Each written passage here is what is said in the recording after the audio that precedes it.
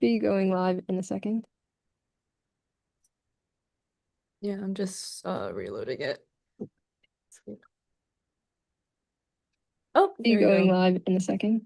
Awesome. All right. Yeah, I'm Hello just everyone. Yeah, reloading it.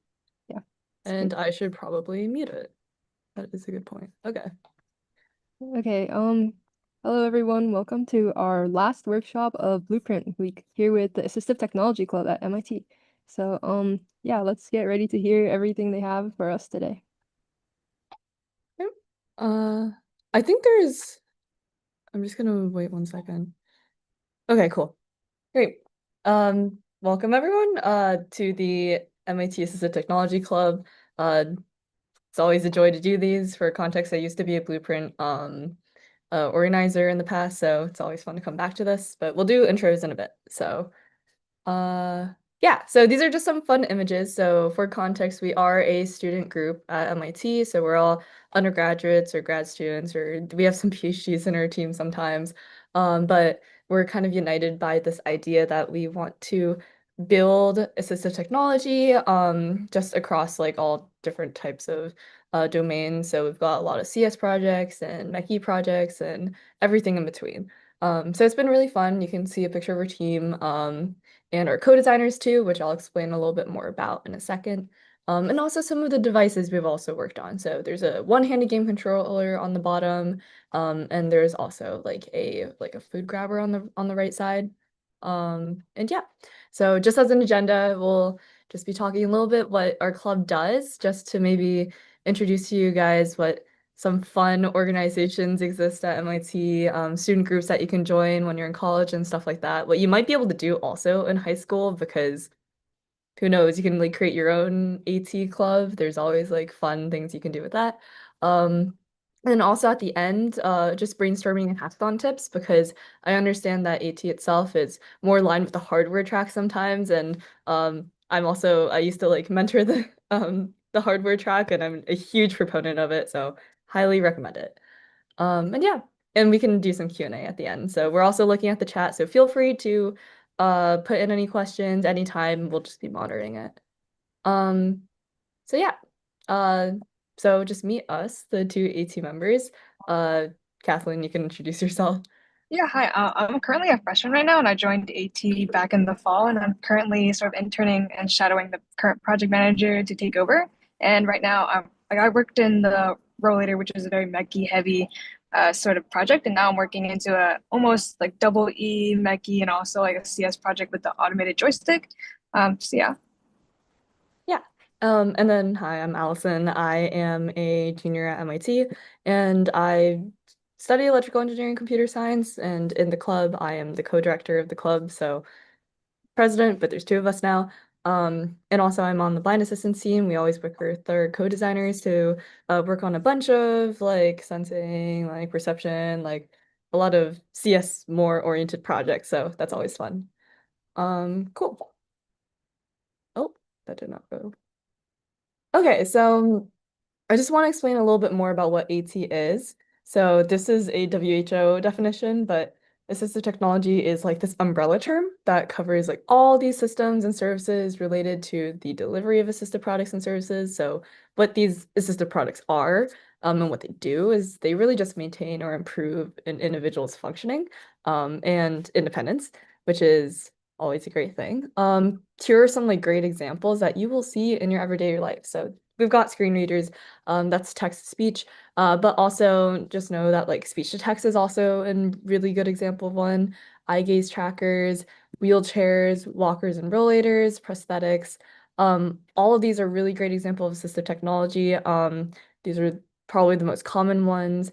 But there's also infrastructure ones that you might see like the automatic, or not the automatic, but there's like the assistive, like all the automated door openings, and then also our curbs. Why did I say curbs? Yeah, okay, curbs. For some reason, I just got confused with something else, but yes. Um, so yeah, more about us as a club. What we do is we work in small teams, developing all types of assistive technology. So kind of from that previous slide, like you can think wheelchairs, you can think like rollators. But the point of us being like more of like a specialized club is that we don't do any projects without a co-designer. A co-designer is someone who's like from the MIT or Boston greater community, who is disabled. And the point behind that being we're trying to create solutions that are very much geared towards someone. It doesn't make sense to create a solution that's not working with them, not co-designing with them, because it's not going to meet all their needs most likely. So we make it a really big thing in the club to work directly with someone, get their input from all the way from the brainstorming process all the way to testing and presenting at the end. That's just something that's really core to our club. Yeah, so what we can do for our team members is we give them a lot of support in making these like hardware and software solutions.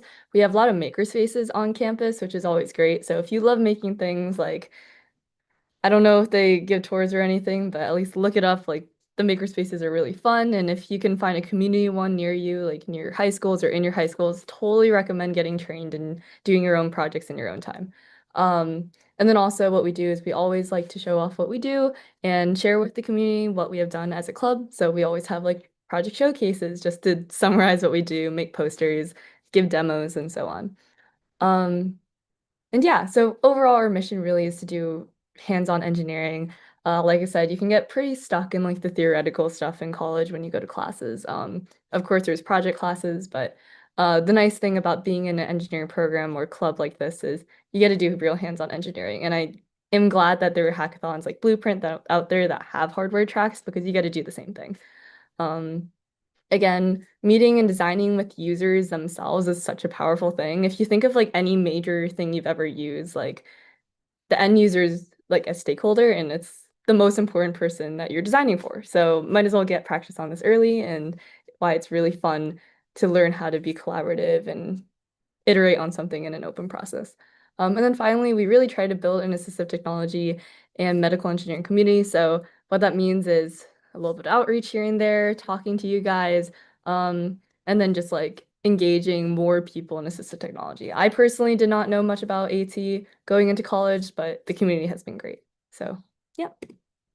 But yeah, we do many projects from software, hardware to robotics and stuff. So very broad range of topics.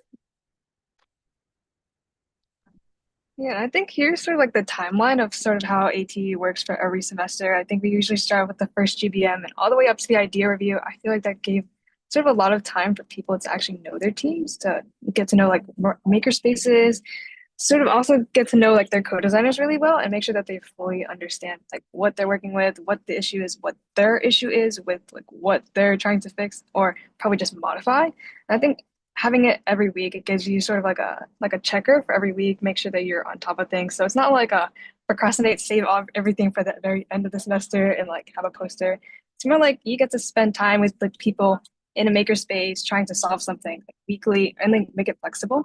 I think all the way from the idea review to the design review, people eventually like come up with all these creative ideas, like maybe solutions that don't work. That's like fine, but we also have solutions that do work and they actually make new skills. I think for me, when I was doing like the roller, I like learned a lot of metalworking skills, which is something I did not know going into the project, but there was a lot of time to sort of figure that out. And AT has a lot of resources.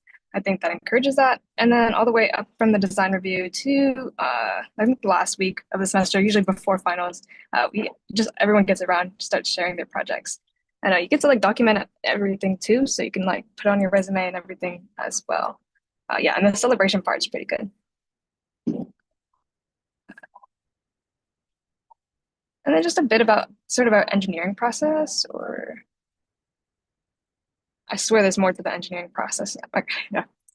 I think the best thing about this was getting to know the co-designer. I think I worked with Rishi, one of the co-designers that we had for the rollator. He had like muscle atrophy and couldn't like his hands were kind of weak, but he was like a phenomenal Catan player. And I think like everyone has their own personality. You get to meet people outside of school, people who are like in totally different fields as you. Like he was a graduate at BU and just knew everything about CS, even though his project was entirely mechy.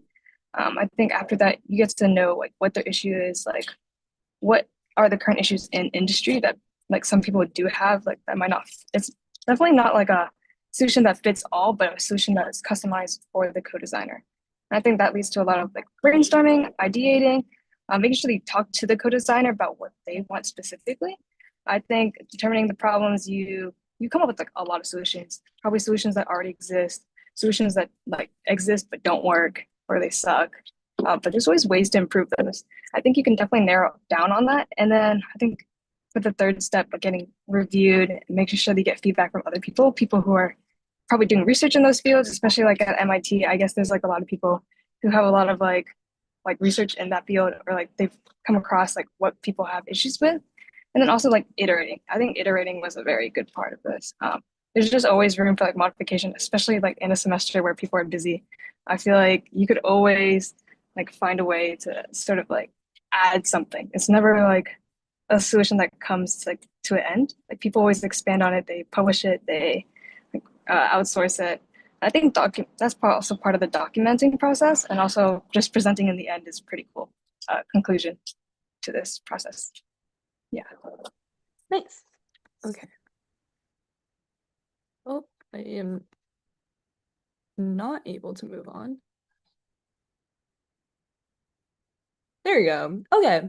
So, I think we mentioned a few teams already, like wheelchair, the one-handed game controller, that was a previous team.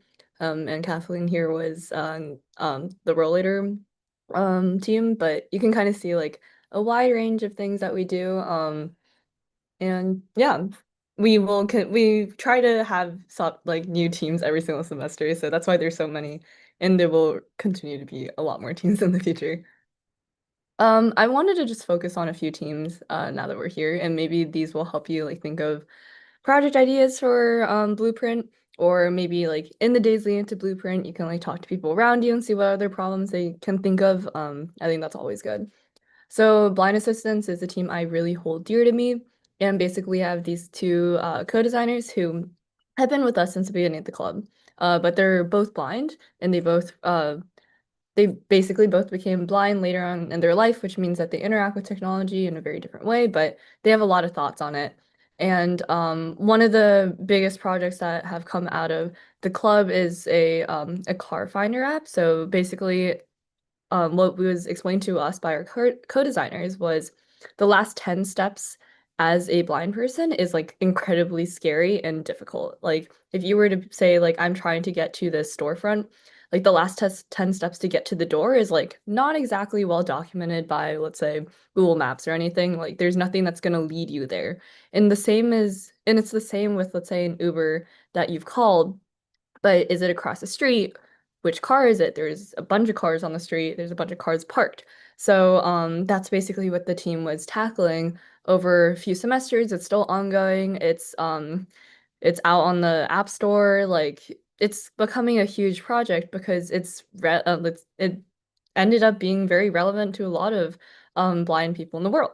So that's kind of one example of a project. It's also a rare project where it was really applicable to people other than the co-designers, but the co-designers themselves were like, we want to see a project that a lot of people can benefit from, and then they felt that their experiences was able to reflect that. So it was really cool to see.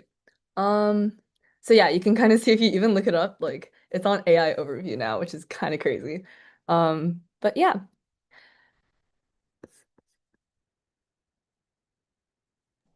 Yeah, and for the rollator modification, I was working with a co-designer that had like weakness in his arms. And this guy's also very tall. Like he's 6 feet, but his rollator is shorter than me, so like half his size. And this guy's like pretty tall. And Rishi also like loves using his rollator. He goes like on explorations every day. And I think for that, we sort of identified a lot of problems with that. He's definitely taller than like what the rollator is used to, especially in the current industry. I think because of that, he pointed out like a lot of things. Like he couldn't sit down properly, he couldn't get up properly. I think trying to maintain that autonomy for him because he's such like an independent person who actually goes to classes every day. We had to just implement a lot of like extra additional like foundation or sort of just additional applications to his rollator. It was clearly falling apart, but we got sort of like a working prototype for him to test and also understand. Like, sorry, okay. We sort of got a working prototype for him to like actually be able to feel safe using it. And I think that was just the whole point. And I think Rishi obviously has a lot of like extra modifications he wants. I think that's sort of the beauty of it. This project will probably never be completely like perfect for a person, but it can definitely be better. Cool.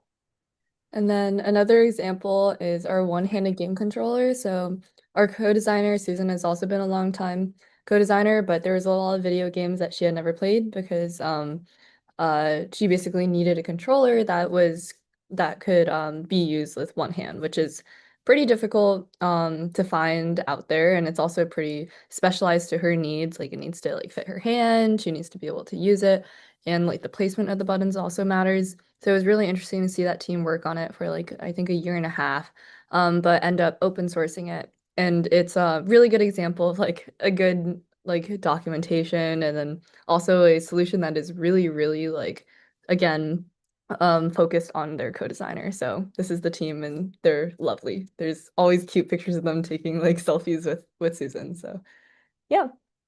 So we can start going through a bunch of hackathon tips because we understand that it's coming up this very soon this weekend and that there are a few things that you can start thinking about even now about like brainstorming stuff. And sometimes I know that there's like a learnathon day. I think that's how it still is, but you can go into the learnathon day knowing that these are maybe a specific things that you want to learn that will help you with the project maybe. There's nothing wrong with coming in maybe with a little bit of an idea of what you're going to do. So I would recommend start brainstorming. So I would say for everyone following, um, you can maybe join in on this like really small exercise, which is basically just jot down some action items and see how you can follow this along. Um, First of all, the first step always is going to be brainstorming. You can start thinking of like these 4 points. So if you were to do a project, who would it actually affect? There's stakeholders like the users, but also could it negatively impact other people or positively impact other people? I would say some fun things to start thinking about is what are problems that exist in your day-to-day lives? What about someone you know who's close to you, your family, your friends? And then again, I really think that like the best devices are designed with the end user in mind. So just keep that at the top, like floating in the top of your head as you're brainstorming. Um, a good example is we recently did like a starter project for our new members, and it was basically when you had a door that opened, or when you opened a door, how are you going to close it if you went through with like a wheelchair and so on? Like you can't go back and reach for the handle again. So you can see in this picture, this is actually from a blog post of someone who like created this like solution where you could still pull it and the door would close, but you wouldn't have to go all the way back inside to grab the handle. So that's like an example of a really interesting project that um, is actually doesn't have to be so high tech, but it's so closely tied to the problem at hand, which is amazing. So yeah. Okay. Step two, again, you want to look at what solutions actually exist. I don't know why I'm pressing things. Um, So you might come up with an idea right away. I would say great, but I would say come up with a lot more than just one. You should also compare to existing solutions and see what they have or don't have, because sometimes your solution or your project could be improving something or slightly tweaking something that you see that doesn't seem right or isn't so useful to everyone. Um, Also, think about cost too. You're not going to be creating something that's like tens of thousands of dollars. It's a hackathon. But this is also sometimes really nice for stuff like assistive technology. At the core, like the accessibility of accessing the device is also important. So sometimes low cost things are more powerful than the most expensive things out there. This is not usually the case with like medical devices, but assistive technology is a whole different like field that and different design constraints that you can tackle. Um, and then yeah, decide what will make your solution different and better. So this is like an example we always kind of give to our members when brainstorming is like, say that you have a co-designer who's like, I'm like trying to walk at night and I keep on like stumbling on tree roots or stuff like that. Well, here are like some solutions that exist. You could hold a candle. Well, has its merit, but it's also kind of dangerous. You can have a headlamp because it's like something that keeps your hands free. So just in case you do stumble, it will be okay. But then you could say, hey, what if we like designed a really high cost um night vision contact? Well, that would probably be too expensive and too difficult to build. So you can kind of see that these are all like solutions for the same problem, but they have um they have like their own like safety hazards or like time constraints, but you should go through a lot of existing solutions and see how your solution could actually might be better than all three of the ones that I just gave. Um Further tips. Um, I think this is especially what I do when I like try to tackle like a project that's shorter term, like a hackathon. I kind of call it like the one or two big leaps rule. Especially for hackathon, you are time constrained and you're not going to be able to learn like everything under the sun. So if you have a project idea, I would say aim for something that has like maybe one to two things that you've never done before because you do want to learn. But technically, like, if it's something that you have to learn, like, all of, I don't know, quantum physics or something for it, like, I don't think you'll have enough time. So the nice thing about picking one or two really technically difficult things for the project is you can focus on them and basically just work really hard during the hackathon to get those like two deliverables done. You will have less time than you think. But also a nice way to do this is you could do a little risk audit. You can say, look at every feature of the um, project that you're doing and say, green light, I know that we can do this in like 5 minutes and that we shouldn't need to debug it at all. It should be really simple. Yellow, if like you're pretty confident that you can just Google it and or get some help from a mentor to get it done. And then red, if you like truly have never done it and it might be risky and there's a chance that you might not be able to get it done. But the most rewarding projects will be ones where you are really trying to learn something new. So would recommend that. Okay. Finally, actually, there is another step after this. Okay, step four, I'd say scope it further, especially for hardware projects. Now, I really wanted to add this in just because I see a lot of like very ambitious hardware projects sometimes, and then you can like get it moving, but like what else can you get out of it? So I would say try to aim at one or two features or something like that, but a feature usually means in the hardware sense, you've got like a sensor, you've got an actuator, you've got a meaningful human interaction, you need to be able to control it. There's so many things in this pipeline of like a hardware project that if you try to add too many features, you'll probably not be able to get to every single thing. Like if you have a sensor for something, you're probably going to need to figure out how to connect to it and read from it from your microcontroller or your Arduino. If you have an actuator, you're also gonna have to figure out how to get it to move and also to move in the way you want. And then sometimes meaningful human interaction, people sometimes forget, but user experience and user design, so that's UI UX, really does matter. So here's an example. We've got a glove that detects grip strength and gives vibration as feedback. I would say that is a crazy, like, very self-contained project, but it's very nice because everything's kind of related and you got maybe like two things that are difficult with that. One, making sure that the sensor works. Two, making sure that the actuator, the vibrator, or whatever is right there works. Yeah, so that's an example for a hardware project. Not that I actually know what this is useful for, but I wanted to put a glove there. Okay. And then step five, really, okay, build the features from the foundation, try to split them into small tasks. Don't do everything at once.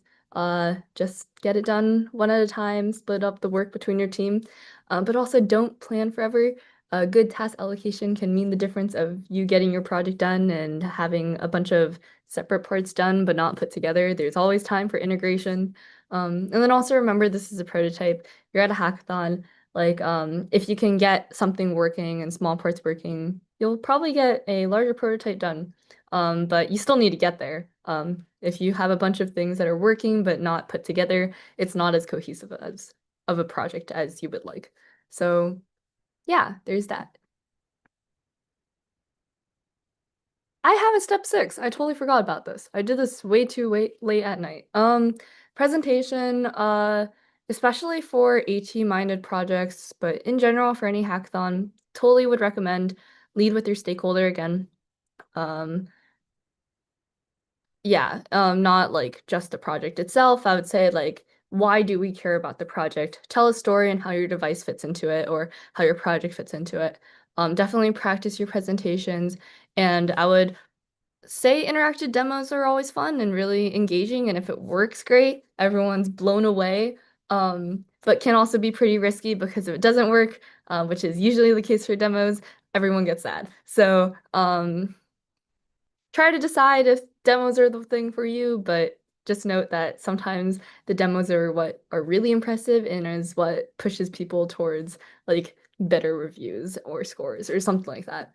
Um, and I can say this as a previous judge, maybe. I don't know. Okay. Yeah, so I think honestly, I always end this early because I know kids are y'all are busy. I was a busy high schooler. So I would say keep these ideas in mind throughout Blueprint. Definitely think through the projects problems you're trying to solve, who can be impacted.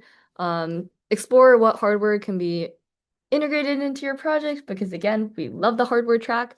Um, we'll stay around and answer any questions. I see a question in the chat. I think I forgot to look at it for a while. So I can read it out and I guess Kathleen and I can answer it. So let me just go back to it. Okay, so we got a question.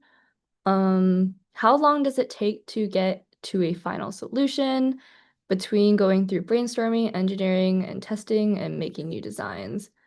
Um, Let me see when this was actually sent. I can't see timestamps, but I'm assuming this is. I think it would be helpful to answer this for both the club and for like a hackathon and what we would suggest for that. So I don't know, Kathleen, do you want to talk about like how long it takes for like AT as a club? Oh, for AT, I was gonna say it depends, but for AT, I feel like let me think about this. I feel like all the way from like the first GBM to our week 4 when we do our like idea proposals, I feel like 4 weeks is like a good enough like buffer time to sort of like have it to fully flesh out an idea. At least, I wouldn't say like you get the whole engineering process over with, of course. That's definitely like probably the first phase or second phase. I feel like it really depends. Let's see. I think it also depends whether you're looking at a very like mechy heavy sort of project or very software based. Like I feel like software teams, they sort of know the direction they're going with. I think for mechy, it could be like a solution you didn't even consider in the very beginning, which might have been the case for us. But yeah. Yeah, I think that answer pretty much encapsulates the engineering process. Like there's always going to be an obvious solution that you encounter, like right when you look at the project problem statement and you're like, I think I know what to do. And then 2 weeks later, you realize there's an issue with like functionally that it doesn't work. So there's always iteration processes, and they say that we give teams like a semester to go through that entire cycle of brainstorming to like 2 weeks, 3 weeks in, you will give an idea review to the team. Halfway through, you get a design review. Some people even pivot at that point.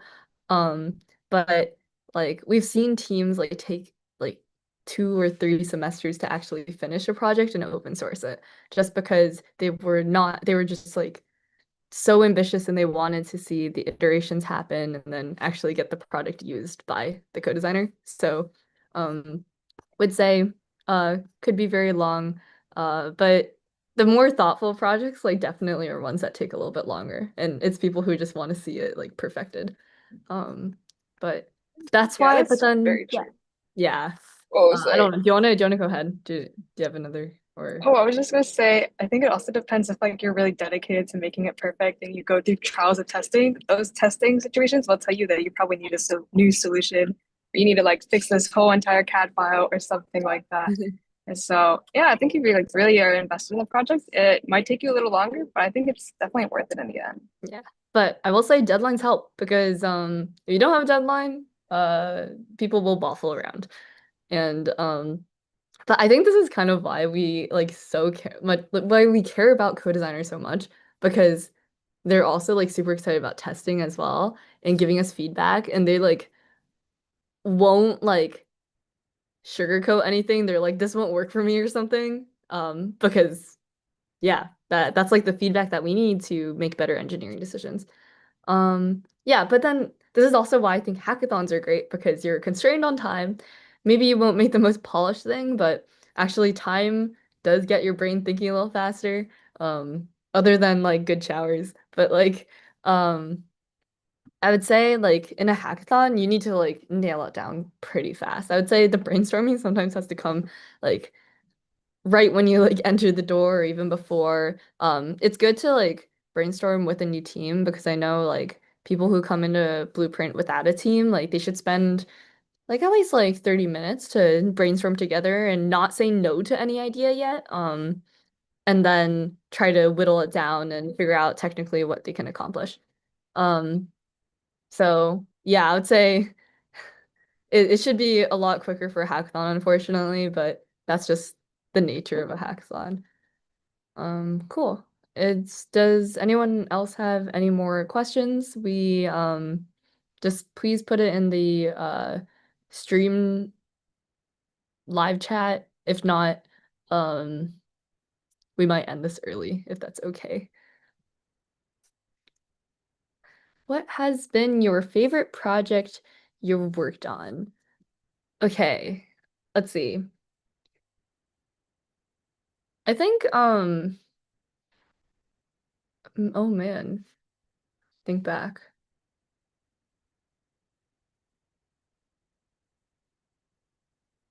I don't even know. I'm gonna expand the scope more, because even though I like my AT stuff, I've like talked about the AT stuff, the AT project that I was like that I know a lot about. So I will talk about maybe like actually this was like half high school capstone project that I did because I had to graduate. But it was basically I was pretty passionate about like menstrual equity. So if you have like feminine hygiene products in bathrooms, like it used to not be the case where they would be free. And generally you wouldn't know if there would be like stock in the bathroom that you're trying to go to, or like it might cost money and coins. This is like another stated thing that like my robotics team like really like to talk about and raise like awareness about. Like if you don't have coins on you, and like didn't they like also like get rid of pennies? But that's like a whole different thing, right? Like no one really carries cash and coins with them around. So how are you supposed to get these feminine hygiene products from bathrooms, right? So my favorite project was taking that and taking experiences that were shared with me and that I personally had, and making it like a crowdsourcing app. So learned a lot of iOS dev for that. Learned how to use like near field communication, like NFC tags, because I was like, if I can't reinvent the infrastructure, what's in bathrooms, what if I just like stuck an NFC on there and then everyone could just update it and we can crowdsource that information instead. So that was like an interesting like thought experiment and project. I never deployed it, but like I kind of wish I did, because I think that would have been a really cool thing at the time. I think it's not as relevant anymore now. So, but in general, it was a cool thing where my main difficult things I had to figure out were how the hell do I build an iOS app, and how do I actually um use NFC tags? Like I didn't understand any of the technology around that. So that was actually like my first like intro to like more like communication stuff back when I was in high school. So yeah, Kathleen. Wait, that's like such a great motive to like actually learn things. Hey, that's so cool. I did not know that. Yeah, Allison's definitely got more projects to talk about. I feel like, let me think about this. Favorite project. I feel like for me, I think since coming to MIT, I feel like the Rollator project, like initially, I had no clue what to do with it, but it's like insane the amount of metalworking skills that I just got from that one project. Even though I didn't do much metalworking, there was just so much training, and I like really wanted to just like sort of like expand in like other paths after the related project. Like I know like MIG welding, TIG welding now because of that. It's just like straight up like shooting like liquid metal at things, guys. I think that's pretty cool. But that's sort of like that was like almost a byproduct of that project. And also I got to like meet new people, like my co-designer. I think that was like definitely a big inspiration I think I got from like MIT, where it's like you get like thrown into this sort of like world, like not knowing what to do, but then you get handed a project, but it's also not defined for you because you're working with someone who also doesn't know what it looks like, but you get to figure out what it looks like in the very end. So I think that would be one of the highlighted projects I'd say of like that I recently remember and recall. Yeah, I think as you go through the college more, you get to do more like uh hands-on like project-based classes. So I'm in a bunch right now and we'll be excited to see what projects I work on too. Oh yeah, I'm excited as well. Yeah. Ambiguous problem spaces like what Kathleen just described is like probably the most fun. And like if you find yourself with time on your hands, that's like the most powerful thing ever. Like that's what I wish I had. Now that I'm a college student, I'm like, I wish I had my time back. Like you're a high schoolers right now, like you've got more time than you think. Then it gets worse in college. Not to scare you off of college, but like, yes. Wait, no, that's very true. Like, guys, if you're in high school and you have an issue, you should solve it now, or else you're just gonna have to suffer through the issues in college and put up with it because you're so busy dealing with other stuff. Yeah. We have another question. Um, would you recommend hardware for beginners? I've been interested but never had a 3D printer or anything to work with. Um, I would say yes. I mean, it doesn't have to be something like 3D printing. I also don't know if you have access to 3D printers at Blueprint. You might want to check in with them about this, but also 3D printing is not scary. I will say, I like had to learn it for like another final project in high school, and there are so many guys out there online. There's free like CADing tools online with you can download models too that are also free online and just print them out. If you just have someone to lead you through it the first time, I'm sure you're able to do it yourself. Um, but yeah, like look into like what is it called? Not what's the open CAD software online? Are you talking about the one with like free designs on there to print? Or Yeah, well, oh, is it Onshape? I think I've used Onshape before. Like it's like you browser-based CAD software. I feel like it is Onshape. Well, Onshape's Yeah. also very beginner friendly Yeah, or like exactly. interface friendly. Yeah, and then again, there's like a lot of like free CAD, open CAD models that you can always download. So I would say that should not um what is Scare you? yeah, free CAD or what's it called? Free CAD models. CAD is like computer aided design, like GrabCAD is a good one, I think. I've used GrabCAD before, that's for sure. Um, Onshape, yeah. Whoever just commented. Onshape is the only web one. That's actually good to know. Onshape is the only one I've used that's web for sure. Oh So wow. this would totally support that. Um, Let's see. Yeah, so I would say if you're worried about 3D printing, I would say don't be scared of it. Just try it out and you'll be totally fine. Um, and I'd say for Blueprint, like we have the learnathon. That's why like we're really hopeful that like people like learn and um I would say just try it out. I don't think there's any point. And even if it like is a little tough, like it will get easier with time as anything. So like just think of how many years of like you've gone through school. It's like the same thing. You're learning a new skill and then you're gonna try to apply it right away, and that's probably gonna be better than like sitting in like a uh lectures forever. Something like that. You've got to try it for yourself. Um, okay. I've got another question. Have there ever been projects that ended up turning out way differently from how you had initially brainstormed it? Um, sure. There is a recent blind assistance project that we were working on last semester that I was a part of. That definitely turned out differently.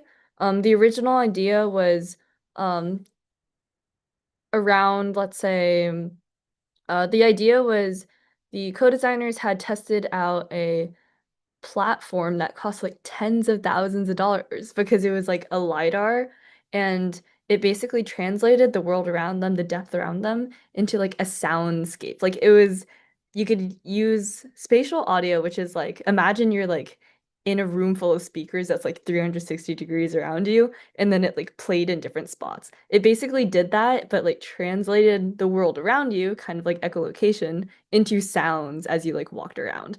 Now, they were using like expensive device, like expensive sensors, like LiDARs. Um, and the co-designers were like, "Oh my gosh, can you guys like create this but put it on a phone and use like a lot cheaper devices and things?" So what happened is like the team, we like worked on it. But we had like fundamentally had to like figure out, I think the main issue was that it was really hard to tune, let's say like um every single depth out there into a sound. It would get really crowded.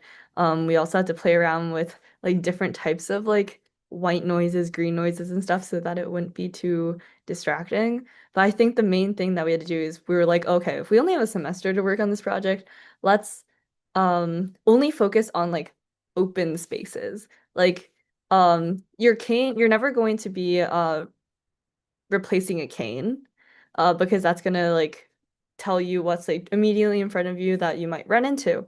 But what might be interesting is the context of where the open spaces are. Like if a hallway is on our left side, if a hallway is on our right side, in our like kind of in the area that where we would walk, you could still like put like a beacon down there with sound, and then as you're walking by, you can hear that space opening up.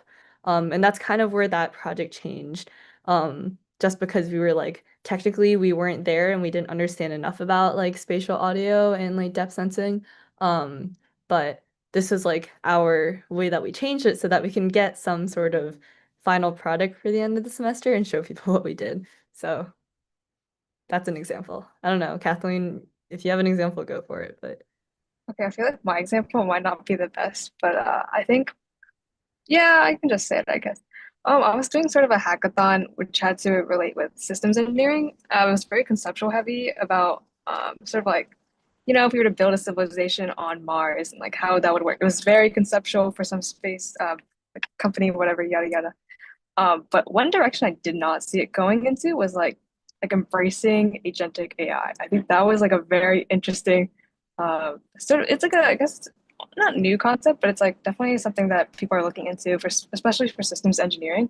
And I think just like taking that route allowed us or my group to sort of focus more on the concepts like what we needed in the civilization rather than like trying to crunch heavy numbers in and sort of like it was just another path that I didn't expect. I would say it definitely impacted our result a lot, allowing us to sort of like allocate a lot more time towards like what we wanted.